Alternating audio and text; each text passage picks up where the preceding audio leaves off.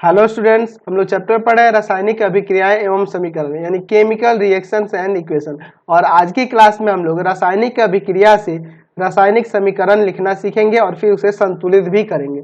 चलिए, यहाँ पे मैंने इसलिए हेडिंग दे दिया है कि निम्नलिखित रासायनिक अभिक्रिया के रासायनिक समीकरण लिखें और संतुलित करें। चलिए, पहला क्वेश्चन देखिए, यहाँ पे कह रहा है कि हाइड्रोजन और ऑक्सीजन के बीच अभिक्रिया से जल बनता है। तो ये आपकी रासायनिक अभिक्रिया है, इसे हमें रासायनिक समीकरण के रूप में लिखना है। तो हाइड्रोजन H2, ऑक्सीजन के लिए O2 और इन दोनों की अभिक्रिया से क्या बन रहा है? जल बन रहा है, यानी H2O बन रहा है। तो यह अभिक्रिया हो गई। अब इसे संतुलित भी करना है, तो चलिए यहाँ पे हम लोग संतुलित करते हैं इसको।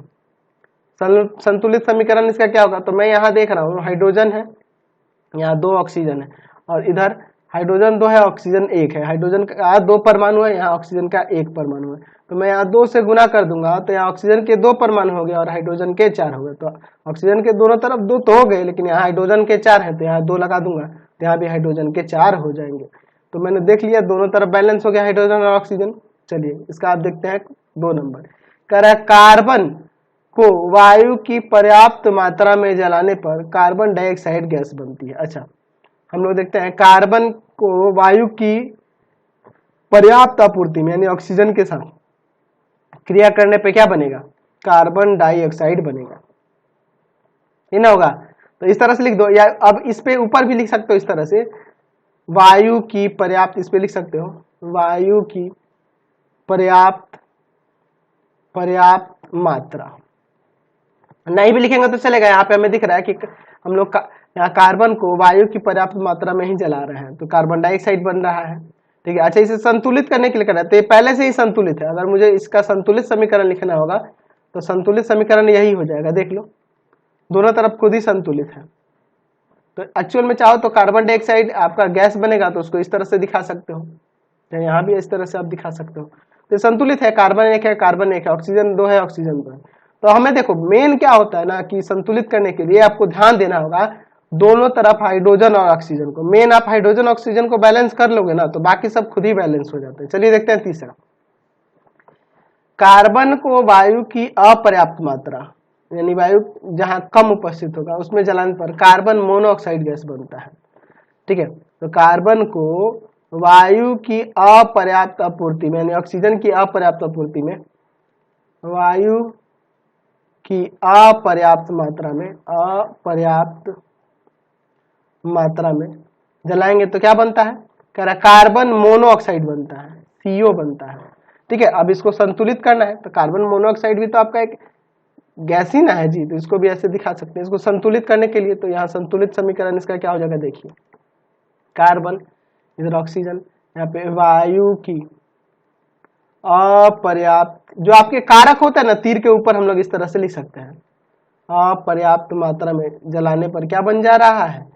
Carbon monoxide. तो संतुलित करने के लिए यहाँ पे 2 लगा देते हैं। देखो, ऑक्सीजन यहाँ 2 हो गया, क्योंकि यहाँ ऑक्सीजन 2 थे, 2 परमाणु, यहाँ भी ऑक्सीजन के 2 परमाणु हो गए, यहाँ कार्बन के 2 परमाणु हो गए, यहाँ भी 2 लगाना पड़ेगा, तो कार्बन के 2 परमाणु हो जाएंगे। तो आपका संतुलित समीकरण हो गया। चलते अगले क्वेश्चन पे। अगला देखते हैं 4 नंबर। 4 नंबर में कह रहा है कि सोडियम वायु के ऑक्सीजन से अभिक्रिया कर सोडियम ऑक्साइड बनाता है। चलिए देखते हैं। सोडियम जो है वायु के ऑक्सीजन के साथ अभिक्रिया कर सोडियम ऑक्साइड बनाता है, यही ना आपका सोडियम ऑक्साइड हो जाएगा। ये समीकरण हमने लिख दिया। अब इसको संतुलित करके लिखना होगा, तो संतुलित करके हम लोग देखिए यहाँ पे इधर है सोडियम ऑक्सीजन के साथ अभिक्रिया करके सोडियम ऑक्साइड बना रहा है। ठीक है। अब ये सोडियम ऑक्साइड हम लोग ऐसे क्यों दिखाए हैं? क्योंकि देखो सोडियम की संयोजकता 1 होती है, ऑक्सीजन की 2 होती है, यहाँ पे Na2O हो जाएगा कि नहीं? ये सोडियम ऑक्साइड हो गया। अब देखिए यहाँ पे बैलेंस कर लेंगे, यहाँ सोडियम 2 हो जा रहे हैं, सोडियम 1 है, तो यहाँ 2 लगा देते हैं। यहाँ नहीं 2 लगाओ तो गड़बड़ हो जाएगा। मैंने बोला ना कि पहले हाइड्रोजन या ऑक्सीजन को देखना है। ऑक्सीजन 2 है, यहाँ ऑक्सीजन 1 ही है, तो यहाँ 2 लगाओगे तो ऑक्सीजन यहाँ 2 हो गए, लेकिन यहाँ सोडियम 4 हो गया, तो यहाँ पे 4 लगा देंगे। समझ गए ना? चलिए अगला देखते हैं 5 नंबर। कह रहा है गंधक को ऑक्सीजन में जलाने पर सल्फर डाइऑक्साइड बनता है। चलिए, गंधक यानी सल्फर कहा जाता है। सल्फर को ऑक्सीजन के साथ जलाने पर, ऑक्सीजन में जलाने पर क्या बनता है? सल्फर डाइऑक्साइड बनता है, सल्फर डाइऑक्साइड बनता है। तो ये तो पहले से ही संतुलित है। अगर आप संतुलित करने की बात करोगे तो ये यही हो जाएगा। सल्फर के साथ ऑक्सीजन के अभिक्रिया करने पर सल्फर डाइऑक्साइड बनता है। तो ये गैस है तो ऐसे दिखा सकते हैं इसमें, तो यहाँ भी आप दिखा सकते हैं। समझ गए? ये पहले से ही संतुलित है। देख लो ऑक्सीजन 2 है, ऑक्सीजन के यहाँ भी 2 परमाणु है, सल्फर के 1 परमाणु, यहाँ भी सल्फर का 1 परमाणु है। चलिए अगला देखते हैं 6 नंबर। 6 नंबर में कह रहा है कि मैग्नीशियम के फीते, अच्छा मैग्नीशियम के फीते को हवा में जलाने पर मैग्नीशियम ऑक्साइड, हवा यानी कि ऑक्सीजन के साथ जलाने पर, ऑक्सीजन की उपस्थिति में जलाने पर क्या बनता है? मैग्नीशियम ऑक्साइड बनता है। मैग्नीशियम ऑक्साइड बनता है तथा ऊष्मा और प्रकाश भी उत्पन्न होता है। इसमें ऊष्मा भी निकलता है और प्रकाश भी निकलता है। तो इसे अब संतुलित कर देते हैं। ये तो हमने रासायनिक समीकरण लिख दिया, तो चलिए अब इसको संतुलित कर लिखते हैं। तो मैग्नीशियम के साथ ऑक्सीजन की अभिक्रिया करने पर मैग्नीशियम ऑक्साइड बनता है और प्लस में ऊष्मा तथा प्रकाश भी निकलता है। ऊष्मा तथा प्रकाश भी निकलता है। ठीक है, तो यहाँ पे देखो मैं 2 लगा देता हूँ, तो यहाँ ऑक्सीजन 2 हो गया, यहाँ भी ऑक्सीजन 2 है, यहाँ मैग्नीशियम के 2 परमाणु है, यहाँ भी मैग्नीशियम के 2 परमाणु कर देंगे, तो ये आपका संतुलित हो गया ना। चलिए अगला देखते हैं 7 नंबर। 7 नंबर में कह रहा है कि क्लोरीन गैस हाइड्रोजन में जलकर हाइड्रोजन क्लोराइड गैस बनाती है। चलिए यानी क्लोरीन गैस यानी Cl2 हाइड्रोजन में जलकर क्या बनाती है? हाइड्रोजन क्लोराइड गैस बनाती है, HCl बनाती है। तो ये तो समीकरण हो गया। अब इसे संतुलित करते हैं। तो संतुलित करने के लिए देखिए Cl2 प्लस H2, इधर आप 2 लगा दोगे, 2HCl कर दोगे, 2 हाइड्रोजन हो गए, 2 हाइड्रोजन, 2 क्लोरीन, 2 क्लोरीन, यहाँ भी। समझ गए?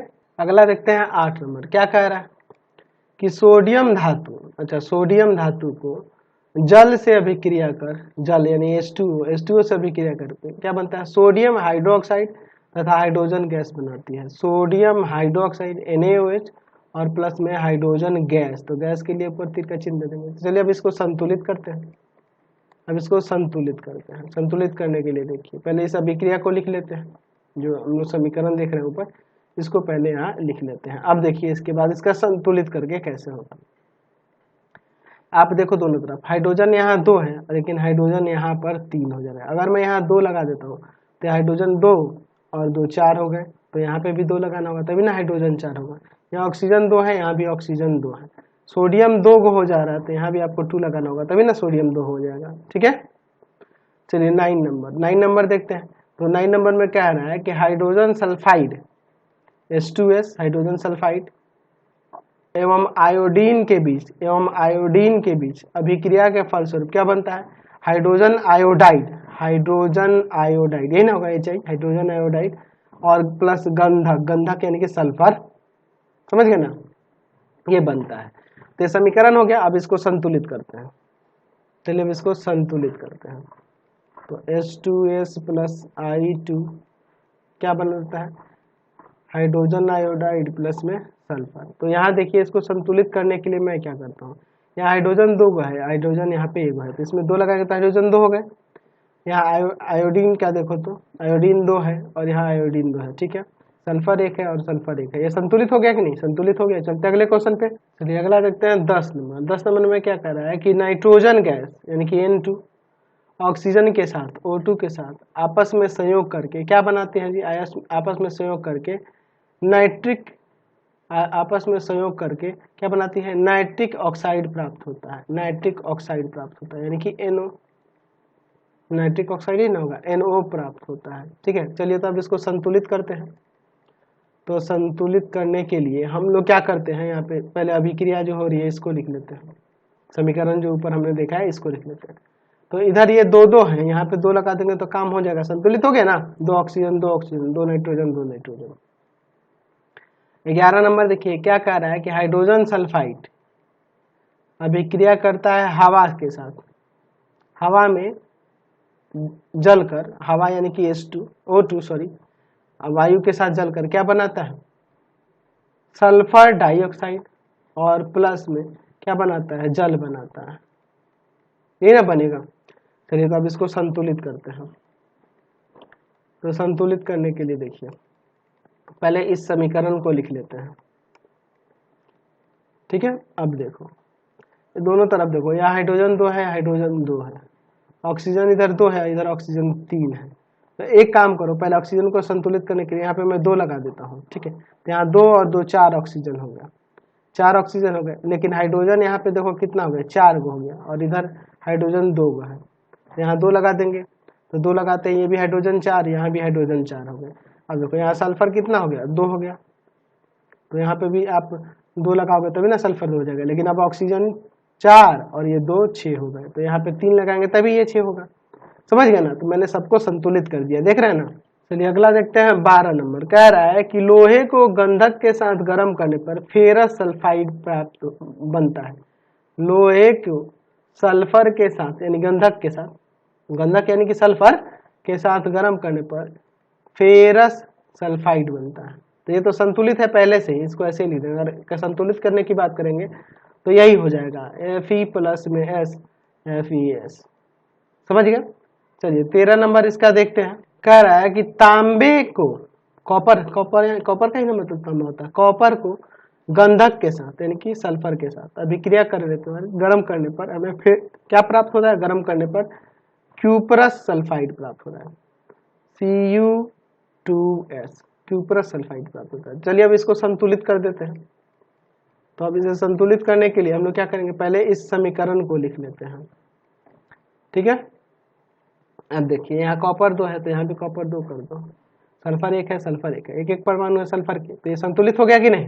चलिए अगला देखते हैं 14 नंबर। कह रहा है कि कैल्शियम ऑक्साइड यानी कि CaO जल से अभिक्रिया कर यानी H2O जल के साथ अभिक्रिया करके क्या बनाता है, कैल्शियम हाइड्रोक्साइड बनाता है, CaOH2, ये ना हो जाएगा।